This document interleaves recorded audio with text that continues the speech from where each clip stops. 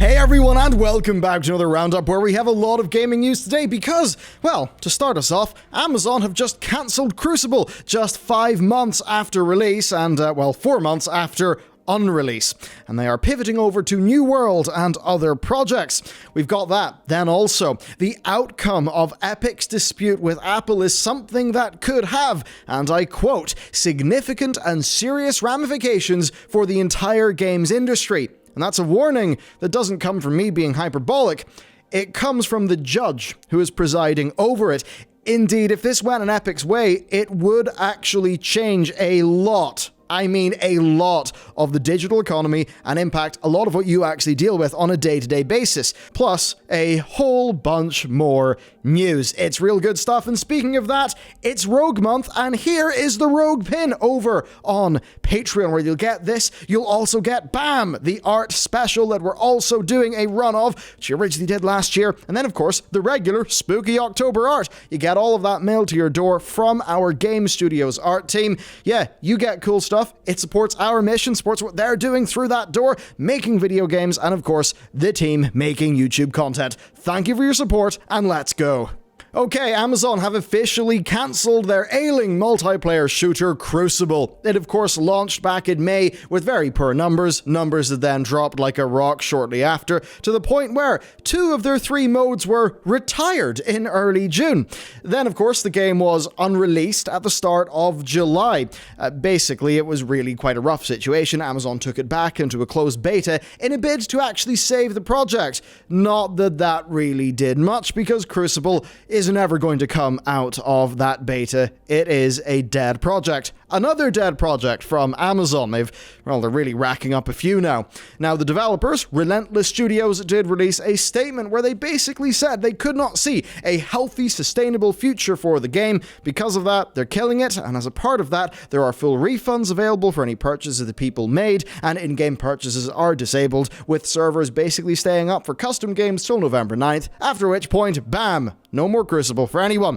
Now, the development team is going to be transitioning over to Amazon's upcoming MMO, New World, and other upcoming projects for Amazon games. This marks the end of yet another difficult chapter for Amazon's gaming ambitions. I mean, Breakaway, of course, that died. Then Crucible, well, that was announced back in 2016.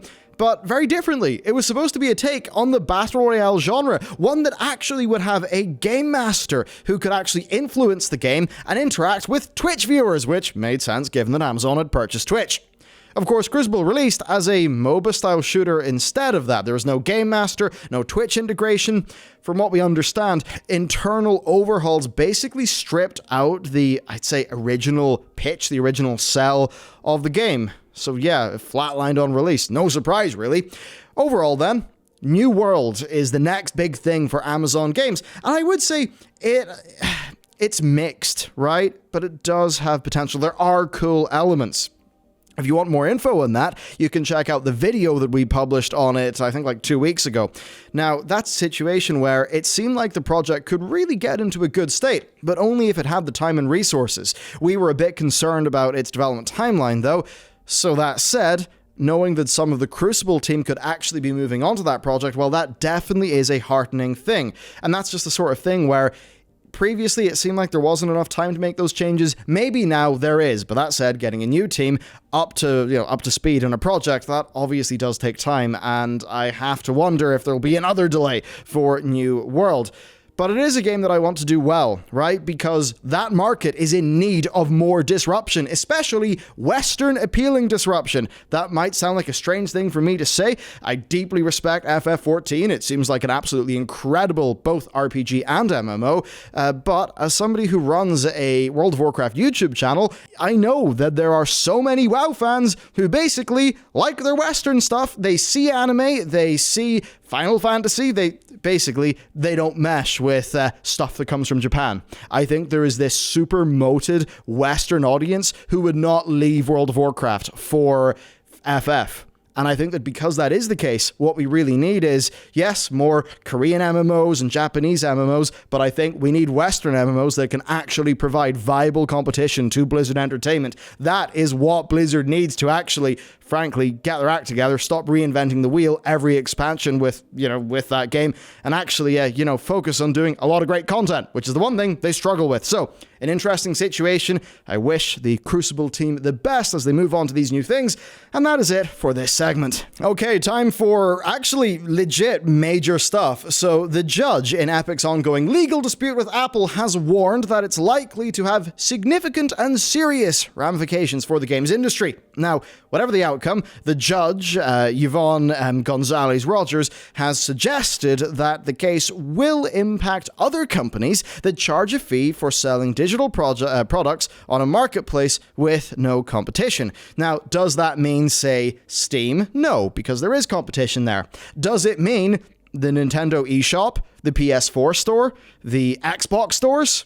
Yes, it does. You see, Apple basically argued that the iOS marketplace isn't all that different to the Xbox marketplace or the PS4 marketplace, and therefore it's a bit silly to expect Apple to do entirely different things from what is essentially the standard of anybody who is deploying their own hardware and then running their own walled garden on top of that hardware. That's a lot of what Apple's argument is here. Now, of course, Epic have got a very different read in things. They say that iOS is a different case because Sony, Microsoft, and Nintendo, quote, do not make much profit, if any, on the sale of hardware or console, while Apple makes significant profits on iPhones. Now, I think that is a really weak argument. It's one that is a bit moralizing, I guess. It's a bit appealing to emotion, but at the end of the day, why should a business be forced to run their hardware sales operations at a loss just to make it so that the law thinks that their software operations can run in a walled garden fashion? Would that mean the government would then be looking into, audit the unit economics of selling Xboxes and iPhones such that they can only run a software walled garden if the hardware is done at a loss? That seems really, honestly, it seems stupid to me, Epic's reasoning there. That said, I'm obviously no big, I've got no love for how Apple, run things in their walled garden, of course. But we do need to remove emotion and attachment here and actually think about what the actual ramifications would be here. So yes, I don't think that the profitability of one's hardware sales should really have much of an impact on what they're allowed to do on software. And if that was to be, here's the thing, if that was to be the situation, then companies could just get around that by ensuring their hardware divisions were running at a loss. So, Epic, I don't know what you're smoking, but that seems like a really stupid argument to be doing. Now, the judge did accept Apple's reasoning that walled gardens are an established part of the industry, and the judge advised that the final decision on the case needs to be wary of the impact that it would have on the walled garden model. Now, if this somehow went in Epic's way, then change. That would be such a change to the digital economy. I mean, let's just say this. If you were allowed to install another app store that had a 5 or 10% fee on an Xbox, then that would change what Xbox is, right? Because if this had to be the case for Apple, I think it would have to be the case for other people running walled gardens, because the profitability of the hardware division basically makes no sense to use as a distinction here in, I think, any terms that make sort of legal and economic sense. I could understand how somebody would say, think that's okay in a sort of a moralizing fashion, but I don't know if that's particularly relevant to this argument. Now, the thing there is that if that was the case, how could Microsoft sell you loss leader consoles? They kind of couldn't. Right? Because their entire business model hinges on the walled garden cut making the money. So if they couldn't get that, or if that could be subverted, I mean, it would basically it would cause absolute havoc and chaos across the industry. So that would be a bit wild. Now, for some app developers, I think straight up it could be pretty good. More competition between stores. That would be pretty awesome for people who are, doing that with software. But you do then have to wonder what that would actually be in the long run, what the impacts would be on, people who are actually making hardware and making platforms. I have to wonder. It would certainly de-incentivize some parts of what has made growth there so possible over the last 20 plus years. I don't know. What a situation. With that said, let's move on. Still talking about stores, Microsoft have revealed their new fairness principles for the Microsoft Store. And these principles are actually built essentially with the Coalition for App Fairness, which is that group that popped up pretty recently that we've covered before. And basically their principles are intended to, and I quote, promote choice, ensure fairness, and promote innovation on Windows 10. And really a lot of it seems directly aimed, obviously, at Apple. What a surprise. Things like not to block competing app stores or force distribution through Windows App Store, not to block an app based on the developer's business model, distribution method, and payment model, then having reasonable fees that reflect marketplace competition on the platform. Yeah, there's not a lot of subtext here. This is basically all saying we're not going to do it like Apple. Now, these principles are just they say, first steps towards improving app fairness on Windows 10. And Microsoft have said they want feedback from devs, but that these will not be applying on the Xbox Store. They say that the business model for consoles is different to PCs or phones. I think that's pretty obvious. A part of that for Microsoft is it's because they sell consoles below cost, right? So pretty obvious. Now, Microsoft basically say they have more work to do to establish the right set of principles for game consoles, so we'll see what that ends up meaning. Maybe they'll open things up a bit, which, assuming it's okay by their bottom line, would be an interesting thing to see. And overall, there's one thing I want you to understand here, though. This all seems well and good. We've got more walled garden companies, you know, like Sony and like Apple in terms of how they run their things. And look, companies will do this where their business model allows. That's how it works. Broad access and recurring revenue bundles are Microsoft's overall strategy, far more so than Sony. So yes, you will see Microsoft be more pro-consumer because their business model is designed that way. It's the same way that you can't expect Google to respect your privacy in the way that Apple can. Is that because Apple are, you know, some super virtuous Robin Hood-like bunch? No, it's because with the Apple way, it's just a different business model where it's about selling you a bunch of stuff for a whole bunch of money and then having this big ecosystem and walled garden that they get you into. That's very different to, say, the Google and Facebook, like very much data collection based model. Apple are, you know, they push the privacy stuff, I'd say because they probably do like it, but also because it's the way that their business model differentiates itself in the market. And if you look at how they sell their phones at a cost and all of that stuff, yeah, it makes sense for them. So whenever you see these big announcements and corporations really trying to signal their virtue and how they're doing all these things for your benefit, yes, a bunch of people in those companies absolutely will, from a moral point, agree with those things, but you also always have to remember the bottom line is the most important thing for almost all of these companies. Yes, Microsoft being super pro-consumer is because really that's their big way to compete. That's how they're going to compete with Sony in the gaming space, because they sure as hell can't do it on exclusives just yet. Maybe things will change, a bit of that could be Bethesda, and stay tuned for an update on that later in this video. Then next up, we're talking about Argos, and the reason why is, of course, Electronic Arts and FIFA Ultimate Team. A concerned employee reached out to us on our email. By the way, the email's listed there. If you want to leave us some tips, you can do it there. We did verify things, it is legit, and they gave us an early look at the retailer's upcoming Christmas gift catalog. Now, it contains basically a highly similar FIFA advert as the one from Smith's Toys a few weeks back that, caused such a big ruckus.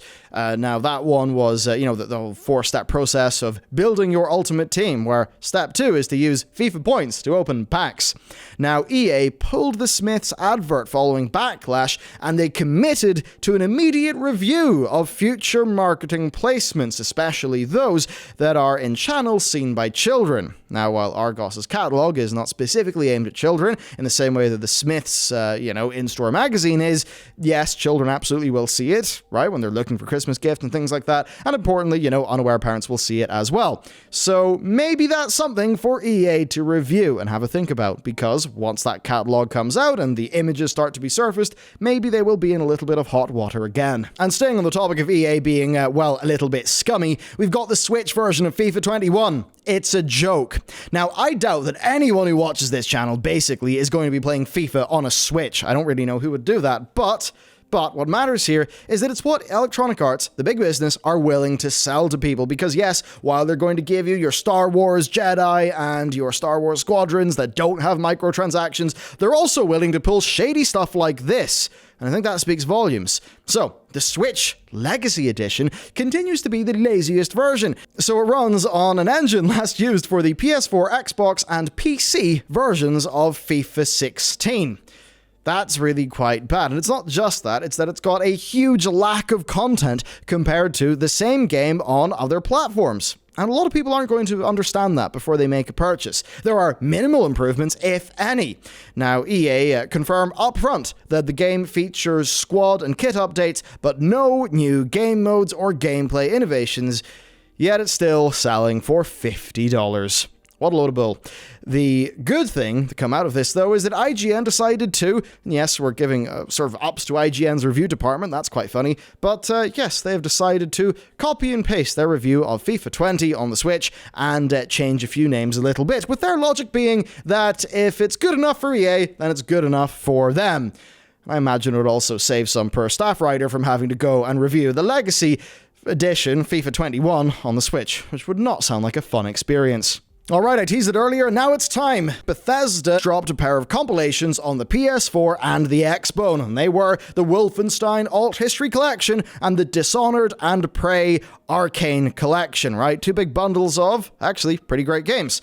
Now, last week, the ESRB also rated the collections for the Xbox Series X and the Series S, but not for the PS5. Now, Bethesda have confirmed that the collection will be playable on the PS5 via backwards compatibility.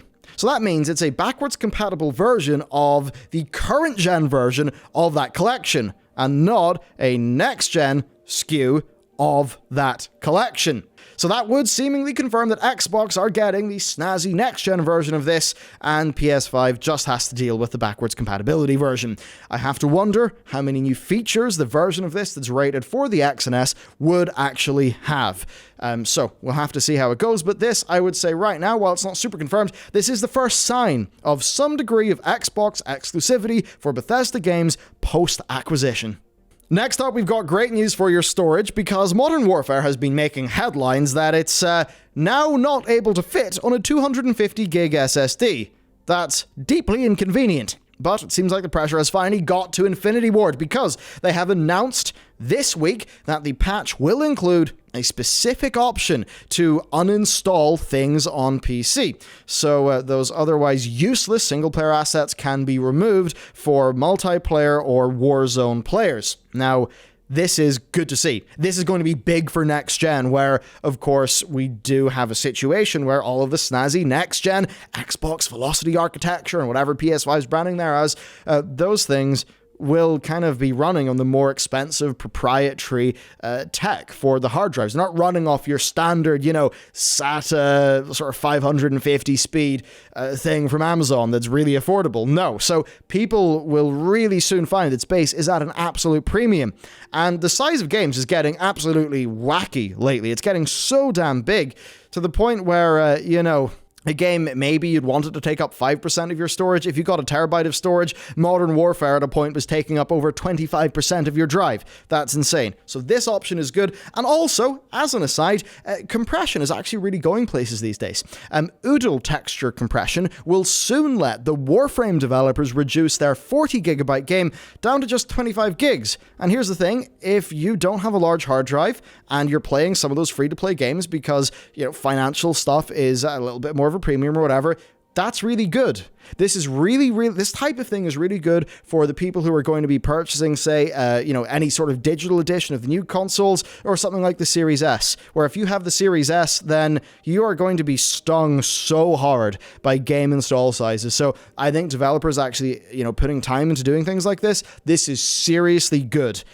And there's loads of people, they can just throw in a bigger hard drive and they're fine. But there's a bunch of people, especially, say, kids, who can't just go out and buy a new one, who are going to be in a pretty rubbish situation where, their hard drive that comes in their console, solid-state drive, is actually limiting what they can do. So it's good that these problems are being addressed. Hopefully it's something that we're all very aware of as we move into the next generation. Then next up, Rockstar news, where Rockstar and Take-Two have made a seemingly odd acquisition where they've purchased Ruffian Games, who are last known for releasing Crackdown 2 back in 2010. Now, they did help on Crackdown 3, a deeply, deeply unfortunate game, and of course the Master Chief Collection and a range of Kinect games. Seemingly an odd acquisition, but it's the sort of thing where even though the output from that studio may not have been there, the actual talent acquisition could still have been quite good, especially when it comes to things like, say, engineering resources, stuff like that. Now, they've apparently also been helping Rockstar on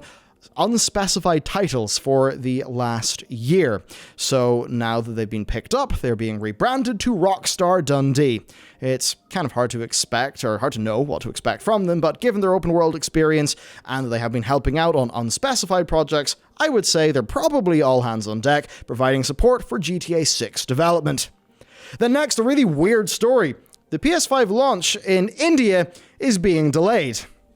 It's being delayed because somebody snapped up the trademark before Sony did. Yeah, so no PS5 on launch day, just because of that. Now, this same person also runs a counterfeit PS4 accessory store on Amazon, which is a bit of an odd situation. Now, on that, Sony have since had those fake listings removed, but it did take some time.